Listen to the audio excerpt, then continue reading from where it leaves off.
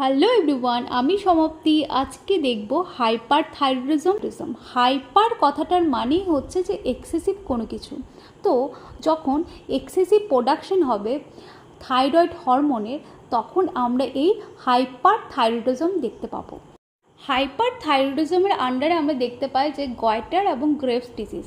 এই গয়টারের ক্ষেত্রে কি হয়, যে থাইরয়েডের যে ফলিকল সেলস থাকে সেটা ইনক্রিজ করে যায়, তখন T3 এবং T4-এর যে প্রোডাকশন সেটা বেড়ে যায়। এই T3 এবং T4-এর প্রোডাকশন বেড়ে যায়, তার সাথে সাথে থাইরয়েডের যে গ্ল্যান্ডটা সেটা অনেকটা ফুলে যায় বা এটা অনেকটা লার্জ হয়ে যায় এই গয়টারের ক্ষেত্রে। আমরা এখন দেখব যে গ্রেভ ডিজিজের ক্ষেত্রে কি হয়। নর্মালি হাইপোথ্যালামাস থেকে রিলিজ হয় থাইরোট্রপিন রিলিজিং হরমোন। এই থাইরোট্রপিন রিলিজিং হরমোন কাজ করে অ্যান্টেরিয়র পিটুইটারির ওপর এবং সেখান থেকে রিলিজ হয় থাইরয়েড স্টিমুলেটিং হরমোন।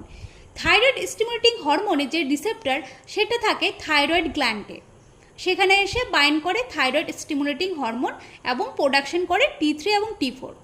এরপর আমরা জানি যে এক্সেসিভ যখন T3 এবং T4 এর প্রোডাকশন হয় তখন আমরা নেগেটিভ ফিডব্যাক দেখতে পাই। তখন অ্যান্টেরিয়র পিটুইটারিকে বলা হয় যে অনেক থাইরয়েড হরমোন হয়ে গেছে বডিতে, এরপর TSH প্রোডাকশনটাকে ইনহিবিট করো, আর তৈরি করতে হবে না। গ্রেভ ডিজিজের ক্ষেত্রে এখানে যে থাইরয়েড স্টিমুলেটিং হরমোনের রিসেপ্টর যেটা থাইরয়েড গ্ল্যান্ডে অবস্থিত, সেখানে এসে বাইন্ড করে অটো অ্যান্টিবডি, যেটাকে বলা হয় TSI, থাইরয়েড স্টিমুলেটিং ইমিউনোগ্লোবিন, যেটা এই রিসেপ্টরে এসে বাইন্ড করে। যেখানে বাইন্ড হওয়ার কথা ছিল TSH, নর্মালি যদি বাইন্ড হওয়ার কথা কার ছিল TSH এ, থাইরয়েড স্টিমুলেটিং হরমোনের, কিন্তু এটা অটো অ্যান্টিবডি এখানে এসে বাইন্ড করছে TSI। এরপর TSI বাইন্ড করার পর T3 এবং T4 প্রোডাকশন হচ্ছে। এরপর বলবে যে এর তো নেগেটিভ ফিডব্যাক দেবে। হ্যাঁ, নেগেটিভ ফিডব্যাক অবশ্যই দেবে। সে অ্যান্টেরিয়র পিটুইটারিকে বারণ করবে যে অনেক বেশি থাইরয়েড হরমোন হয়ে গেছে, আমার দরকার নেই। বাট এখানে রিসেপ্টরে বাইন্ড করছে TSI, TSH প্রোডাকশন তো কমে যাবে, এটা তো কমে যাবে। কিন্তু আমাদের দেখতে হবে যে রিসেপ্টরে বাইন্ড করে আছে TSIটাকে কি করে কমাবে? এটাকে তো কমানো যাবে না, কারণ এটা হচ্ছে অটো অ্যান্টিবডি, এটা অটোমেটিকলি বডিতে তৈরি হচ্ছে।